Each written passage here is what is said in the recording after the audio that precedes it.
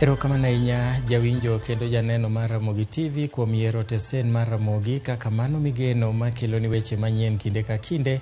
Wan bende waikore mar kelo ni weche manyien mag Migago e thuolo ni mawuok e bombe kaachiel gi kor gwenge. Mokwongo thuond weche.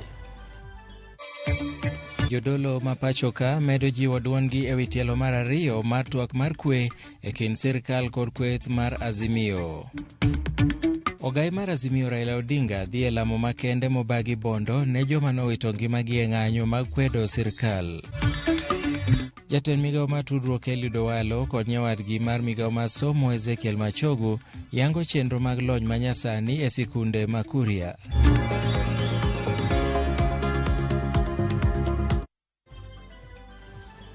Ramogi gi thuolo mar oro ote machok e laini maro mar ote machok ma en 3-600 machiegni. Nyinga Milton Ochieng. E kinde matielo mar ariyo mar twak mar manyo kwe ochakore kind piny Kenya, piny owacho ma Kenya Kwanza kod kweth mar siasa mar Azimio One Kenya Alliance, jodolo jiwo duondgi ka gidwaro ni jokanyo mondo ochiwre yo makare mondo twak kik lwar kendo e Luanda. Riwruok mar kanise ma pacho ka NCCK, duol mar bisobe ma Kopere kaachiel kod riwruok mar jodolo mag din Salam Supkem ochiwo otegi ka giwacho ni kwe mosebetie ohoso chuny jopiny. Having experienced tensions, violence and political disquiet since the beginning of the year, Kenyans have in the last few days heaved a sigh of relief as the bipartisan talks got underway. The absence of toxic political bickering has accorded citizens a chance to reflect on their lives and to resume livelihood activities. We therefore commend the Kenya Kwanza and Azimio la Umoja coalition's leaders for heeding to the advice of Kenyans and accepting to sit down and talk. Kenyans expect that the bipartisan talks between the Kenya Kwanza and Azimio la Umoja coalitions will resolve the immediate political crisis, including the reconstitution of the Independent Electoral and Boundaries Commission. We nonetheless urge for inclusion of agenda to address the deep-seated and long-standing issues, including the consolidation of national unity and cohesion, tackling poverty, youth unemployment, and fighting corruption and impunity.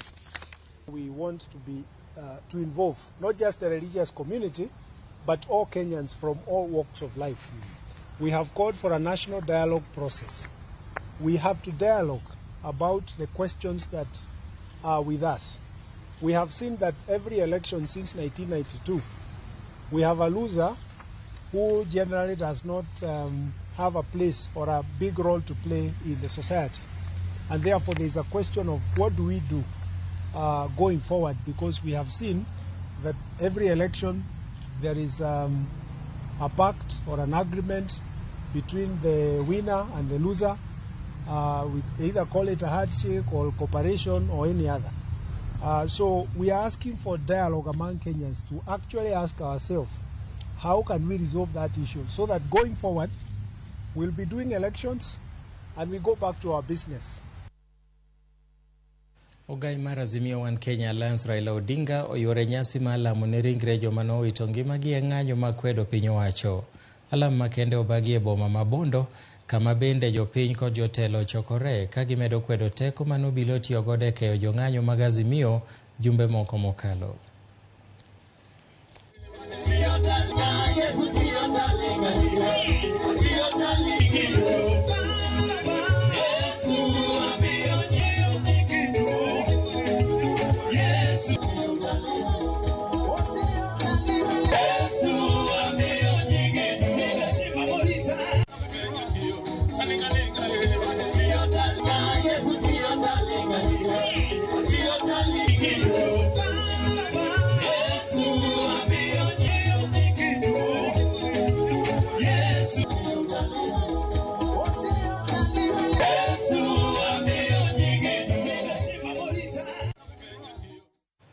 Kaluwore gi nyasi ma kamano, koro watudore achiel kachiel gi Joja Molo mantiere alworano ma romo ma kamano dhi nyime mondo mi onyiswa ni to chal nade. Joja Molo, kapo ni nyalo winja tinyalo nyisowa ni to jotelo manige nosechopo, to gin kweth mage ma bende oyuoro e romo ma kamano.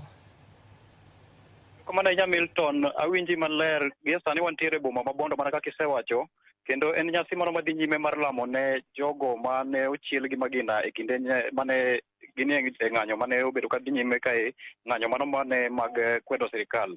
Kendo gi sani ogai mar Azimio Raila Odinga otelo ne kweth ma kwedo duto te mani kae, ka jotelo mamoko ma bende en godo en kaachiel gi jalupne Martha Karua, wantiere kae gi jatelo kata ogai mar Wiper mano Kalonzo Musyoka, wan kod jotelo mopogore opogore, gavana machon ma Kakamega Wycliffe Oparanya, jatend duond bura mar DAP mano Eugene Wamalwa, kaachiel gi jotelo mamoko mopogore opogore. Wan kae kaachiel gi Profesa George Wajakoya, nitiere gavana ma Siaya James Orengo, jotelo bura mag duond buch ODM kamoting'o jaod bura mar Arieda Okil Otiende Amollo ma bende matayo nyasi no, nikech koro thuolo machuok mokalo kae eka koro nyasi mar alamo arumo, kendo gie sani chenro madhi mbele en ni koro gichako jotelo dwa chako chiwo twak margi.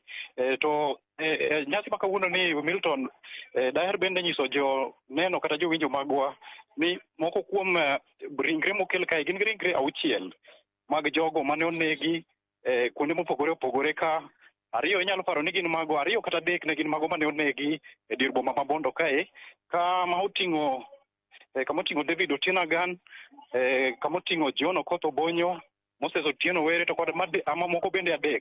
Koro gie sani en lwasi ma kata obedo ni ji nigi mor, to chuny thoth oganda ahinya to familia molalo wedegi nigi kuyo mokalo. Milton.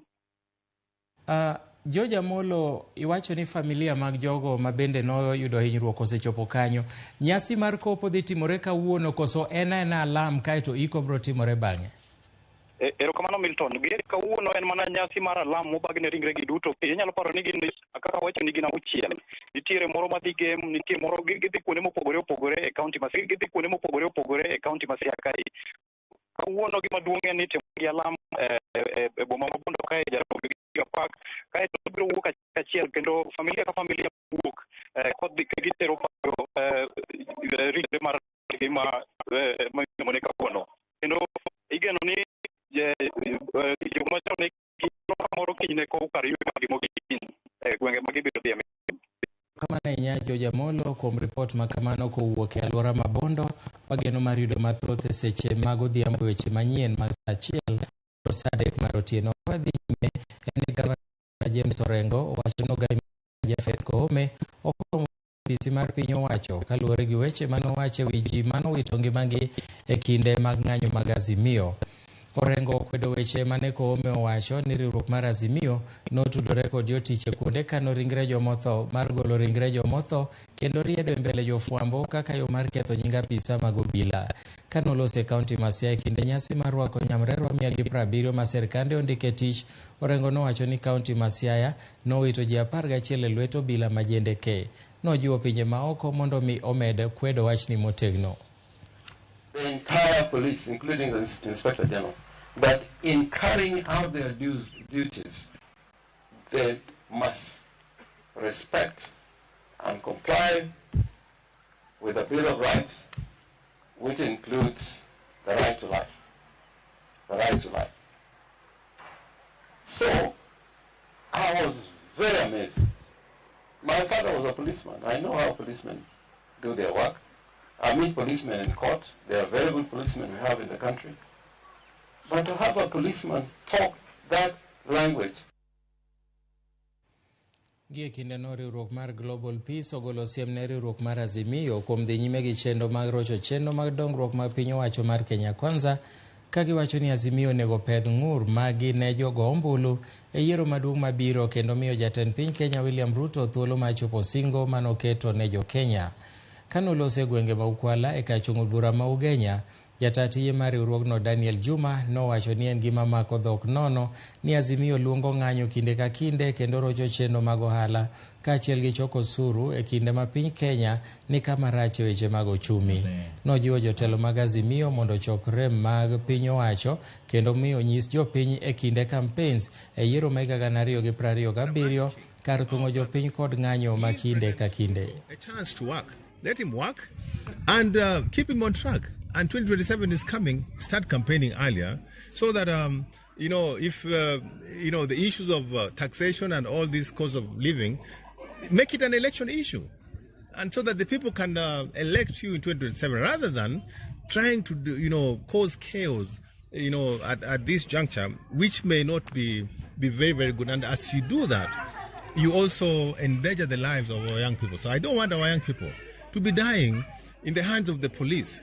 I denounce the force that the police have been using on the citizen, because it's even those bullets or the guns or whatever they use to dispel all those torture on the people are bought by the taxpayers' money. So it's actually a shame. Jagoro mongirore Migago mar arita Dr. Raymond Omolo oyore nyasi matigo kembe mag ji giwegi machiwo arita. Jokanyo bende yudo puonjo e chenro mag ndikruok. Wadhi ane achiel kachiel nyaka e alap ma Jomo Kenyatta International Stadium, kama jagorono bende chiwo bok mag puodho kembe mag chiwo arita ma osechopo kanyo ero mosechopo e rang'iny madwarore mondo gitim yore mag arita kaka owinjore. What we expect after we've undergone all this training is that we will not only be addressing the local demands, but we'll also be able to address the international demands and the market that exists. On behalf of the government, I want to appeal to local and international partners to join us so that we actively engage in this initiative and contribute towards its success. We invite willing investors to come on board through the establishment of modern training facilities which can help us truly fortify the foundation of our private security sector and bolster its capabilities. Jatend Migago mar riwruok pinje Afrika ma ugwe kod gwenge mongoro Rebecca Miano osingo ni piny owacho dhi chiero chenro duto mag dongruok manokwamo. Miano wacho ni kata odoko ni piny Kenya kale midhiero mathoth, nitiere dwaro mar tieko chenro makamago kaka yo mar miyo jopiny geno. Ne odhi nyime kod puoyo okenge ma sirkal oseketo mar rakore gi midhiero mar ngaji kod oro kokalo kuom goyo jek jopur kuom miyogi mbolea ma nengogi ogonyore. Miano bende nowacho magi e gwenge ma Kihara e kach ng'od bura Mandaragwa, kama bende nosiro lwedo chenro mar kunyo yawo madongo kaka yo mar konyo jodak e gwenge mongoro.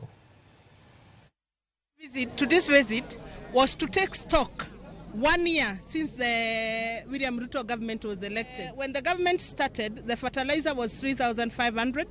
Today, Waziri has confirmed that the fertilizer is 2,500 and it will come closer to wananchi. What an achievement. We must have a sustainable agriculture so that we have food ya kusimamia watu yetu, ya kusimamia wanyama.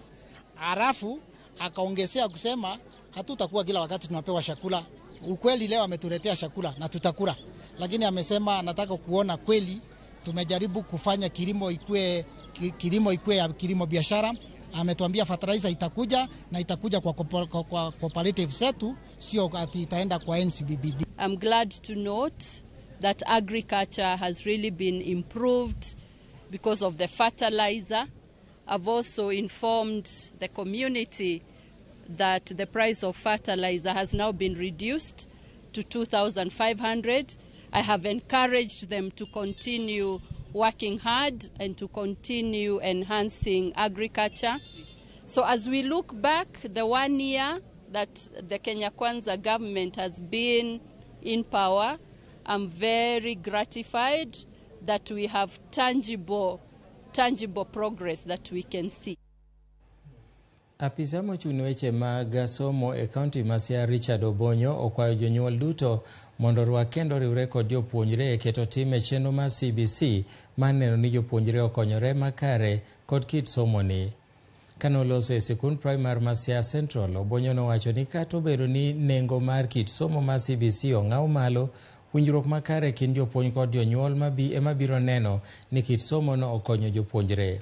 Jopuonj maduong' mar sikunno Vincent Kowino olero ni nyaka sani jopuonjre osenyiso rieko ma gisesomo e kit somono kendo jopuonjrego osechako fwenyo kendo nyayo pok ma gin godo kapod gitindo. Very proud with the implementation structure that we have already developed. And again, the support from the Teacher Service Commission for our institution has been handy. With us, no learning area has never been taken care of. In fact, we have even gone ahead and we are even doing French. We would not wish to see a situation where the parents all along remain uninformed and unaware about what this system is all about. We want the parents to keep in check and always coming to school to be inquiring and to be finding out what is happening in regard to this new curriculum as per how the ministry has already rolled it out. And that means therefore that we like to see a situation where the parents also can come in and together with the teachers be able to work it out. Yena monda kaw yweyo mokwongo e cheno mar Migago pod wan gi mathoth mabiro bang' yweyo ni kik idhi mabor.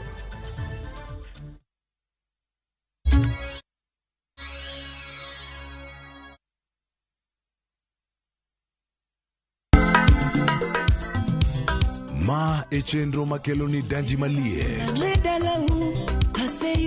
Kik od belo bai. Wakelo ni be. Ango miri. Aliye juu. Fuata. Ma e chenro makelo ni duond yawuoto nagi. Apuro puoth ngima, apuro puoth poetry bende, apidho kodhi. Duond mine. Mine nyalo. Kod ohala. Ng'at mochako ohala nikech ng'ane no ochako. Gino gi bende. Mbak ndalo. Wuoyo goganda mar onagi ka jiwo gi gibedi gi luoro. Kod Stella Brenda, Lynn Ramogi, kod DJ Kolo. Wuok tich nyaka tich abich, saa 8 odiechieng' nyaka saa 10 odhiambo. Mane RamogiTV.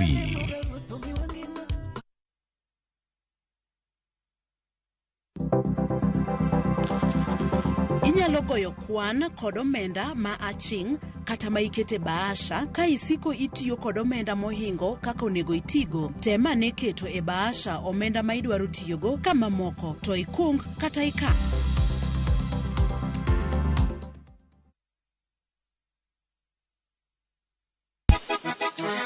Double King. Sango nini bandiko. Bote mingi baninga. Machiegni urunyo kwa Ramogi wange wangjoi mar RamogiTV ma en tiedero. Ilongo ni rumba at room temperature. Every Saturday nyaka Ramogi wako. Inyalo oro request mari. Ote machuok aria deka ochiel nono. Lungani boy handsome on the way. Aroji bed and breakfast. Lungani Stella Brenda. Weche. Nyinga en PDG Papa Vic. Seki mwenda ya motema na weni fidelite.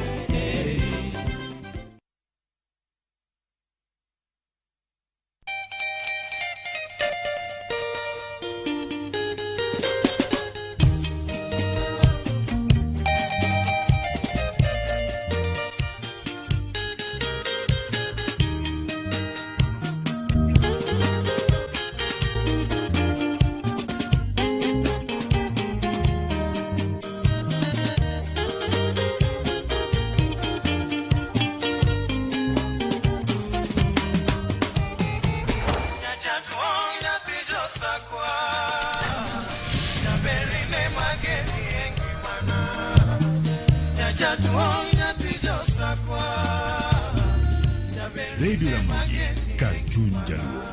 Radio Ramogi.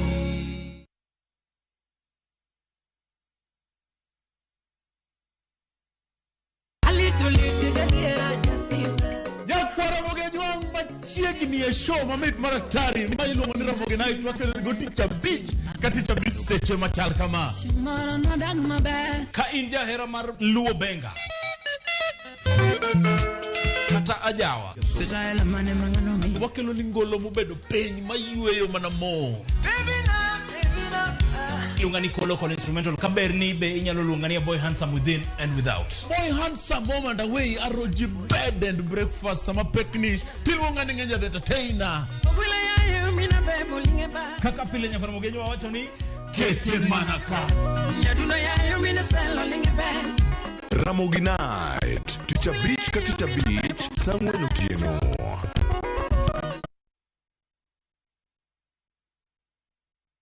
My name is Alias Gassanali. I'm the director of King's Developers. We are here today in King's Boma Estate. We are building 1,050 houses in partnership with the government for the affordable housing sector. We are consisting of 3-bedroom houses, 2-bedroom houses divided into 3 sections, and 1-bedroom house and studio houses. So the labor force we have currently, we have around 800 people working on site right now. A majority of the workforce is from the Ruiru area. Majority of all our materials, construction materials, we are sourcing them, all of them are sourced locally. Usipitwe, chukua hatua, ujipatie keja yako leo. Boma Yangu is a government affordable housing program.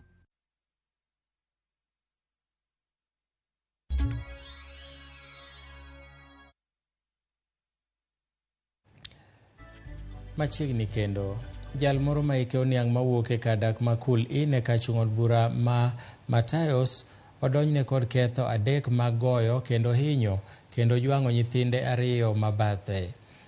E kinde winjo burano e nyim jang'ad bura e doho maduong' ma nyithindo maboma ma Busia, Tina Madoo achijni Kelvin Sigala nokwedo ketho mawachore notimo e kind dwe mokwongo kod dwe mar 8 higani.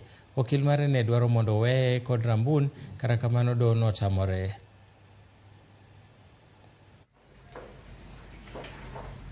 Your Honor, from the affidavit at paragraph 5, it is indicated that the accused was apprehended on the 9th of August. It has not been indicated where, at what time, and how. It is our submission that the accused person works and resides for gain in Kisumu. The complainants have their biological father. It has not been indicated whether any necessary steps have been made to trace the biological father or whatever action the accused person had taken. Nonetheless, Your Honor, being this case involving minors, the minors can be placed within the custody of the government. Jalup gavana ma kaunti ma Kakamega Savula okwero piny owacho mamalo mondo were kod chenro mag dongruok mantiere bwo counties ma pacho ka. Savula nolero ni ber ka sirikal miyo sirikal kaunti thuolo mar tiyo tijegi ma ok gidonjore kod chenro no. Savula wacho ni chenro ma kaunti osebedo ka kelo lokruoge manenore kod gwenge, omiyo sirikal mamalo ok onego chak ketore e chenro ma counties go ka gima jotelo ok ti kaka dwarore e loch gwenge. Bende owacho ni piny owacho mamalo onego bed ka chwalo omenda ne counties e sa mowinjore mondo mi kik thir chenro mag dongruok. Functions that are devolved. Today they have advertised in Kakamega County they are going to establish 7 markets from the national budget. A devolved function like markets is a function of a county government. Where does the national government come in? From dispensary to level 5 hospital. It's a function of a county government. Don't claw back. And primary health care is coordinated by CHPs, community health providers. So if you want to be involved in matters of community health provider as a national government, what are you trying to show people? You are interfering in devolution. Please, national government, keep off from devolution. Kawadhi nyime gi weche manyien mag Migago e thuolo ni eri, wabiro somo ote mokwongo ma useoronwa e laini maro mar 2-3-6-000. RamogiTV an Pastor Mondi Otiche mar game onyinyore. Mosna Archbishop Odhiambo Gura. Jaka Black an Kennedy Agai kantiere Kayole Nairobi. Litnaka Police negoji to IG wacho weche moko ma ok donji. Kaito aneno Migago an Sara Singa mar wang' neno West Kanyamkago kantiere Umoja tu Nairobi. Kaito aneno lendo e Omakare kowuok Uradi an Samuel Achenje. Atimo mosainya kuom jowa mano wito ngimagi e lweto bila e kinde mag ng'anyo. Mary Goreti kanitiere Nairobi owacho noneno weche mag Migago e Omakare. Kaito kowuok Awendo owacho ni en Samuel Achenje mar Uradi ni en bendo neno e Omakare. Mwalimu Alice Otieno mar Sega Girls. En bendo wacho ni bang' loro skul obet Moscow neno RamogiTV weche manyien mag Migago. Kaito TV ler ahinya kanyo ma iluongo ni Nyoniang kwa Bwai Mashadrak, mano akiani Mama Shadrak, akiani Mashadrak, aparo ni nitie kaka okondike yo makare. Kaito Mheshimiwa President si usaidie maskini mano tukoro ote mopogore. Nyakwaramogi wadhi nyime gi weche manyien kama od bura mamalo kod mano ma Senate ogolo lipot mayango jo od bura ma orikni e twak mamulo dongruok mopogore opogore. Lipotno bendo yango ni twak mosebedo ka gidore e od bura en twak mar mulo pek mar ngima, gope ma Kenya, weche mag udi ma nengogi ofwong'ore kod onge mar chiemo e Kenya. Jopiny bende ogolo pachgi ewi kaka jo od bura magi osetiyo e thuolo mar higa achiel mokalo nyaka ne yiergi. Walter Nyambaga miyo waler ewi wachni.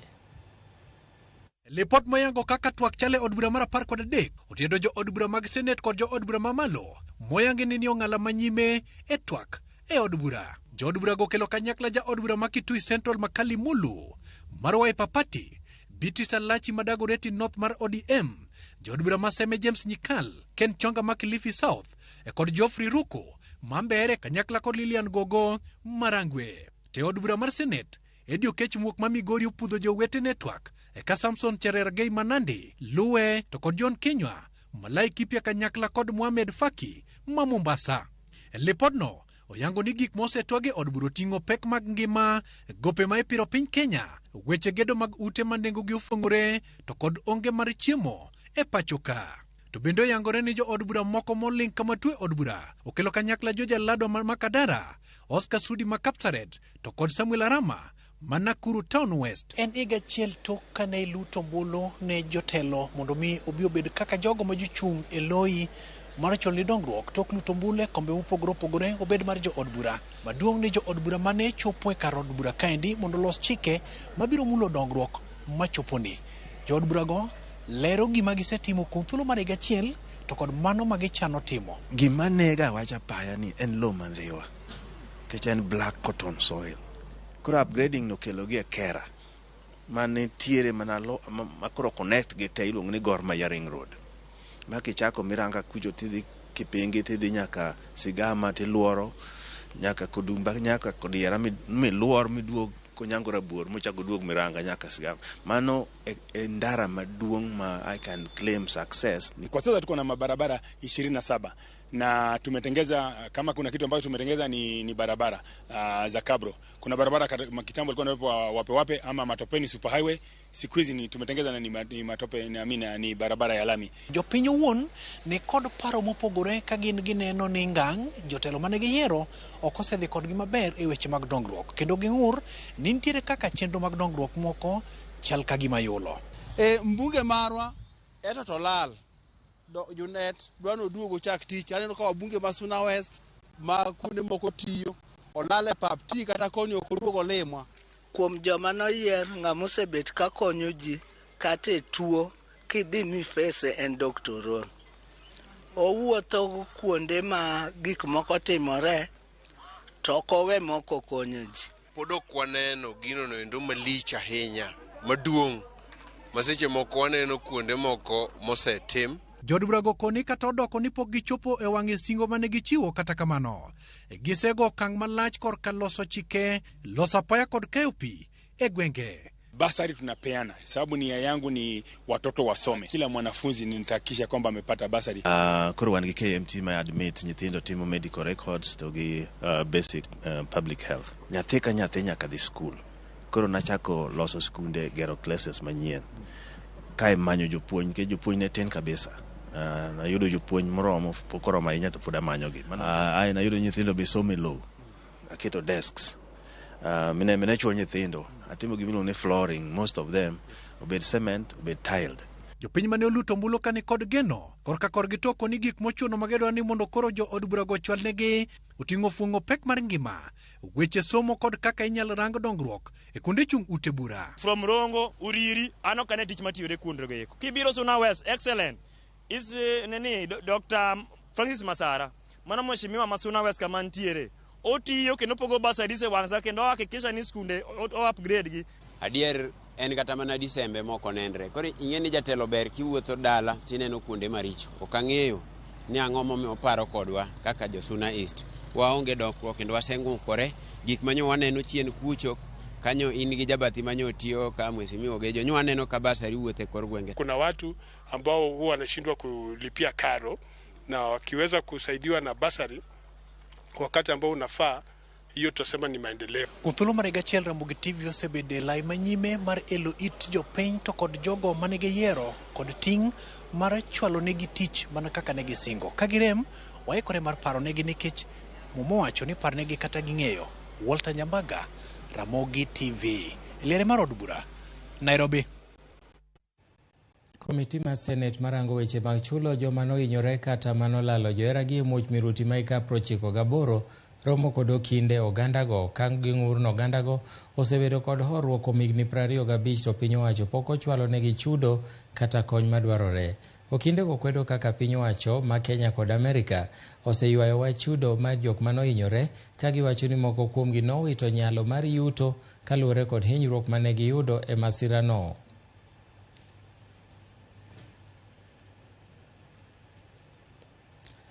Wadhi nyime kama oyudo ni jopith mag jamni e kaunti ma Kajiado ochako pidho kodhi mag cham mopogore opogore kaka yo mar bugo dech chiemo. Ma timore bang' oro kelo midhiero mathoth kama ne chandruok onene ma moko kuom jamni ne otho e gwenge ma Kajiado. Kothe ma gipidho bende oriwo kaachiel kod kabich, sikuma, otungu e kind mamoko.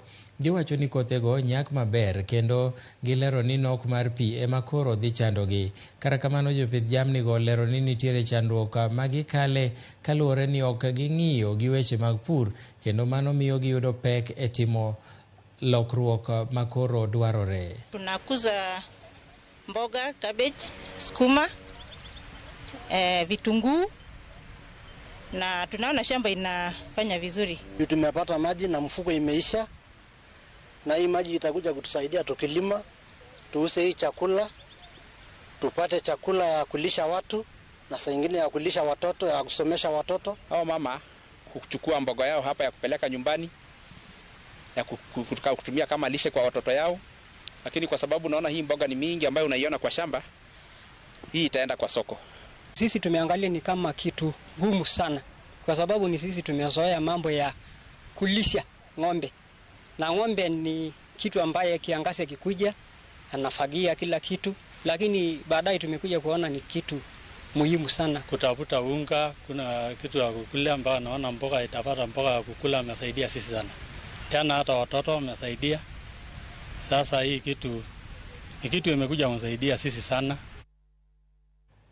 Jopiny ma kwan-gi ohingo 200 e kach ng'od bura mar Rangwe e kaunti ma Homa Bay oyudo chenro mag thieth manono kowuok kuom laktache manigi lony e tuoche mopogore opogore e kar od thieth ma ji giwegi mar Mediterranean mayudore e gweng' ma Olare. Chenro machiwo thieth manono ne jopiny ne en mar jolo jopiny ahinya to mago mosebedo gi tuoche ma thiedho tek kendo mago ma thieth magi kawo omenda mathoth e ute mag thieth mag piny owacho kod mago mag ji giwegi.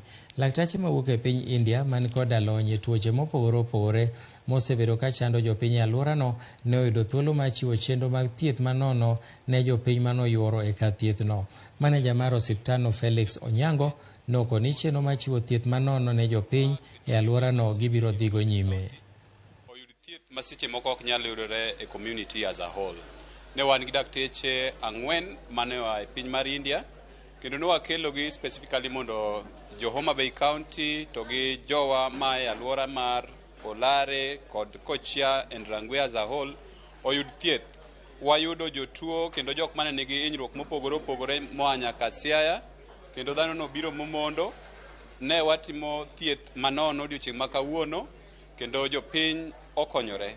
Wamedo jiwo ni wantiere mondo wakel thieth mabeyo ne jothurwa e yo machiegni. We decided that we bring specialists from India on a timely basis. So when they come to Kenya, it's an opportunity for the society and the patients in Kenya to interact directly with the specialty doctors and get a cure for their treatment. So it's a free service that we are doing today. So we have seen over 200 patients, and This is the first time we are doing something related to orthopedics, and we have good number of patient base coming in from orthopedics, and I hope we will continue to have these doctor services on and off, and that will be a service to this community. Jodak ma kwan gi romo 480 e kadak ma Lumumba e kaunti ma Kisumo ywak mondo mi omedgi kinde kata ndalo moromo dweche 3 kaluwore kod andike mane ochwalnegi kod ten kaunti ma Kisumo chieng' Ngeso juma mokalo mondo mi gidar e thuolo ma ok okalo dweche 3 kowuok sani, kendo mondo mi gichiw thuolo ne gedo mar udi ma nengogi oyweyo. Jafwambo maro ma Kisumo Millicent Adhiambo miyowa ler mar wachni. Sina hata mahali ya kuishi na niko na orphans ambao nawalinda. Hiyo nyumba ilikuwa ya nyanya yao. Vitovu ya watoto wote iko hapo. Sasa mimi kwanza nimekuwa affected sana. Kaya anauona seda kakum over 50 years. Okwata more maendeleo. To wakwayo gini gimedwa ndalo. Ingeni ok diwuog sani tidhi yudo kumidhi dake. Nyaka yud nafasi. Nikech ok diwuog igol nyathi e skundni sani titere skul moro. Nyaki kaw mana time. Mago moko kuom ywak mawuok kuom jodak ma Lumumba e boma ma Kisumu ka koro gin kod achiedh nade kotenore kod wach mar dar mane ochwalnegi apoya nono ka onge lalruok moro amora. Nimekaa hapa zaidi ya miaka 40 na nilipopata hii barua nashtuka ya kwamba hatukuwa na public participation ili wakuja watuongeleshe kwanza ndio watoe barua baadaye. Tumesikitisha sana na hizi barua na tumeshtuliwa sana. Manake sio matarajio yaliyotufika haraka. Mimi binafsi nimeingia Lumumba Estate hapa toka mwaka 67.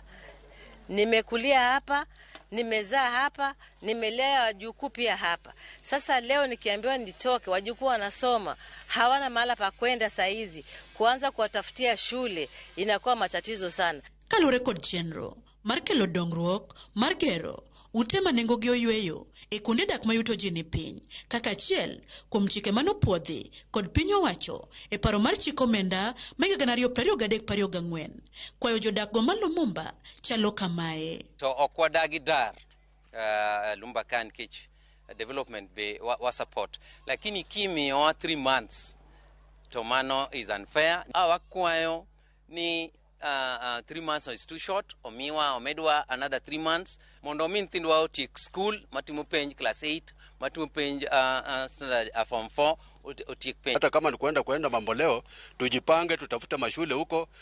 Niomba kwamba kama unaweza kutupa nafasi mpaka Januari, hiyo itakuwa ni sawa sawa. Kata kamano, ten county ma Kisumu kaneloso ewi wachno e yor ong'we yamo giyango nigi chano mar luongo buch galamoro e kindgi kod jodak go kapok dwe ni orumo eka mondo kaw okang' mowinjore kotenore kod dar margi. Bende gilero ni kit ute mibiro ger kanyo gin ute blocks 6 moting'o units 80 mabiro ting'o ute mag bedrooms kata kuonde nindo mopogore e kidienje kaka mopog dichiel, diriyo kod didek. Skunde kod ute lamo e alwora no to ok bi mul, makmana ni biro medosgi e rang'iny gedo e yor lony manyasani.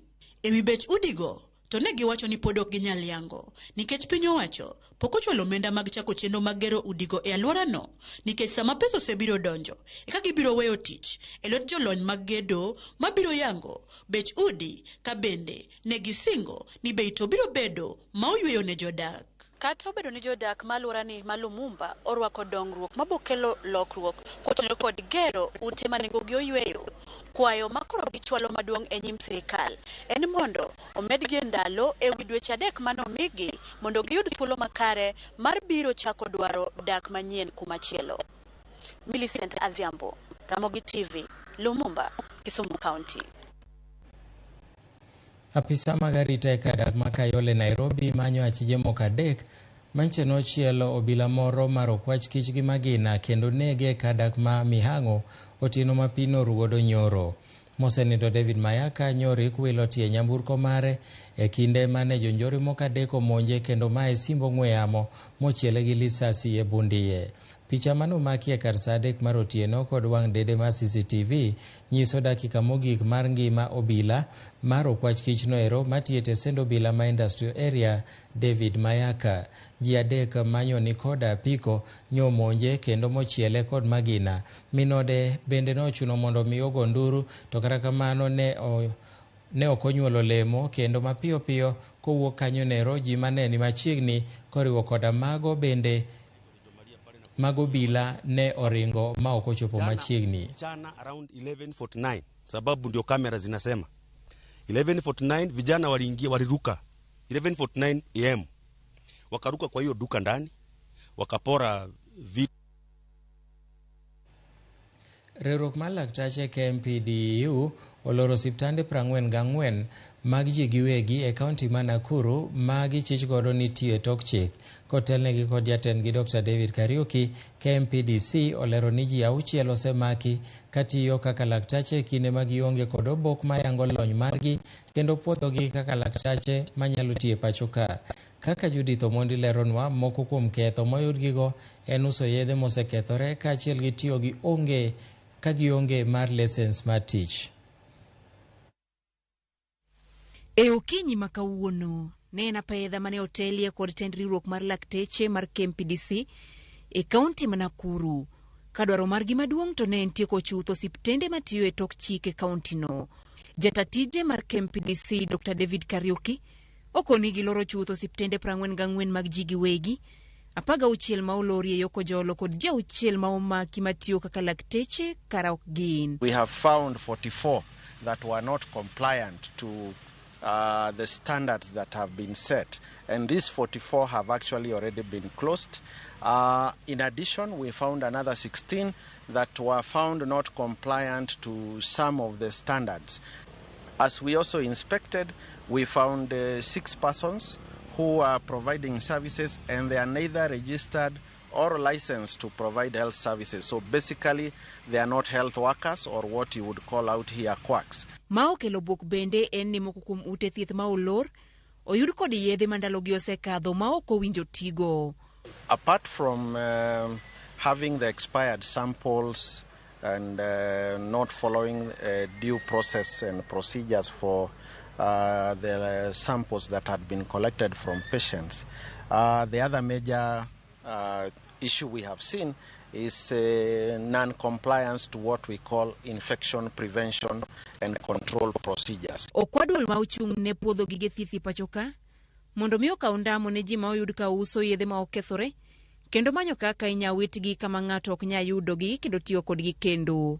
We alert the Pharmacy and Poisons Board to take action on those who may have expired drugs to ensure that they are safely disposed as per the protocols set out by the Pharmacy and Poisons Board. Chal ma Nakuru ni nyalo bedo ni machiegni kodi. Okwa oganda e counties mamoko mondo bed motang' kod ute thieth mag ji giwegi kendo tim nonro kapok giyudo thieth kowuok kuro. Judith Omondi, RamogiTV.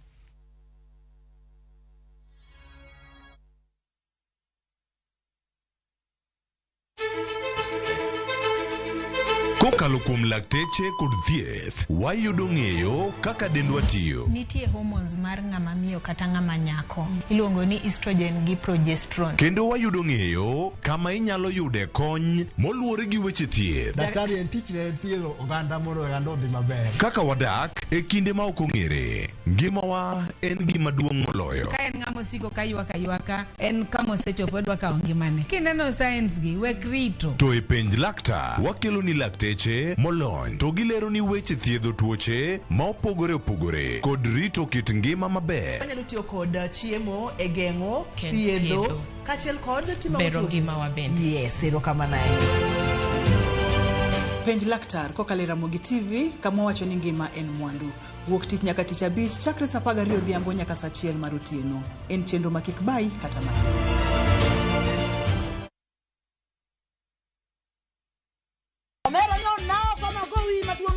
Ka nyiero kod mor dhi nyime, inde mbone nadwa bedo lawyer. Ka koro piende mininde ok inya ban. Weche mopondo be medo ng'eyore. Mushende dwa participation ni winjo. Pesa na mise chamo. Oingo yie nyaka garus combine. To kwe kethore kind ji.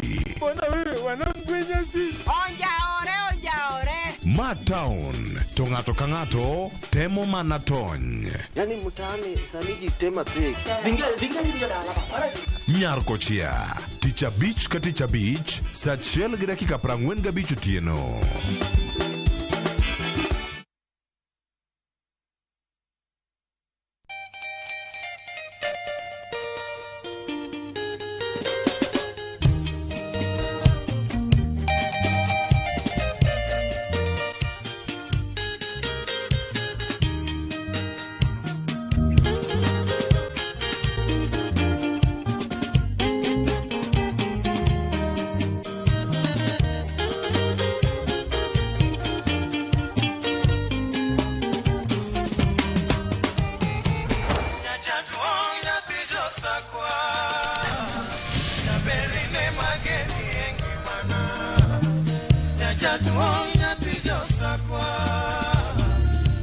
Radio Ramogi, Cartoon Jaluo.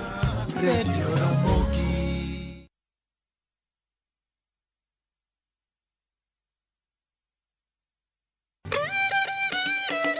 Kit oganda chano timbegi. Kit ngima mar oganda duto lure kod kido. Dholuo wacho niya, ng'ama ito lirore en ng'atno endo moseneno ketho mare. Dhok wan gi dholuo mar kendo to gi kendo wan gi din. Chike kuonu nyaka siemin tima gimo wacho no biro kelo luor. Winj ka wagoyo sigandwa. En adieri ni pigni kamiyo moked gweng'ni oluokorego to kodhi. Wamor kanyakla. Joluo wan gi kitwa kod timbewa. Un. Gin. To wan. Ngeso ka ngeso, saa 1:45 otieno, mana RamogiTV.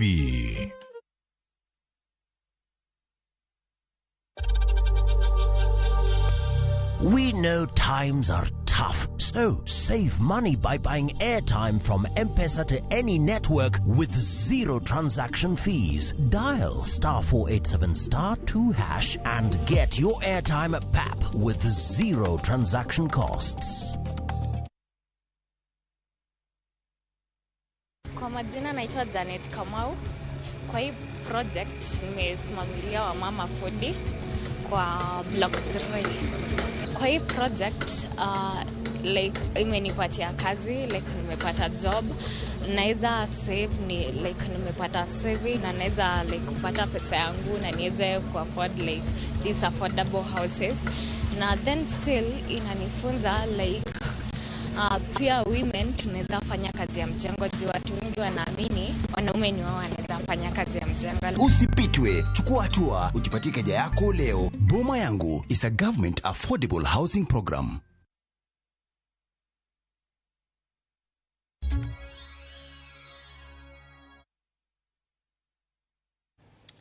Machiegni kendo, jopith jamni e gwenge ma Asa kod Kone, kaunti ma Tana River, wacho ni gidak kod luoro kaluwore ni jamgi mathoth tho tok modho e yawo moro maduong' e alworano. Jodak ma kono wacho ni gisebedo ka gitiyo kod pi yawno kuom higni 5 maonge midhiero ma giseneno. Koro gichich ni dipo ka kwiri odonjo e yawno, gima medo gi luoro e wi ngima mar dhano kod jamni manie alworano. Apisa ma jod bura mag Gasen bende onywako jolony osekawo pi e yawno mondo mi otimne nonro madwarore.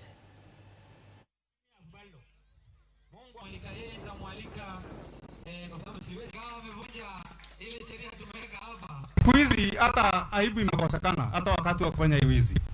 So sijui tunaelekea wapi. Sijui kama ni risasi tutawapiga ndio nyinyi mpige duru ya kwamba mtoto wenu ameuawa, ama ni njia gani tutatumia tuweza kusaidiana, because kama imefika kiwango hata asubuhi mtu akienda kazi anaibiwa simu na hiyo simu ndiyo anatumia maybe atakufanya biashara zake. How do you expect us to continue this particular security threat about tuko nayo? Wiki moja iliyopita bodaboda imeibiwa na mwenye ameiba ameenda kuweka kwa nyumba yake na hajui kwamba iko na tracking system. Hiyo bodaboda ilikuwa ni ya deni, so ameenda ikiwa kwa nyumba yake imeshikwa. So ongea na vijana yako hii bodaboda wawache uhalifu naye. Na wale wako na fikra, wale vijana wetu ambao wako na fikra ya kwenda kwa mambo ya uharibifu kama kuibia watu vile OCPD alivyosema, tafadhalini wekeni silaha yenu chini.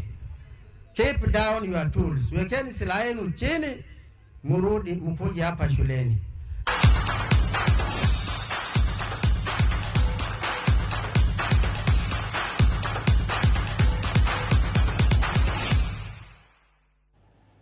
Weche mag tuke ni tim mar Sweden odonje tielo mar nus final e tuke mag pinje duto e kind wakeini bang' loyo tim mar Japan gonde 2-1. Sweden biro rakore gi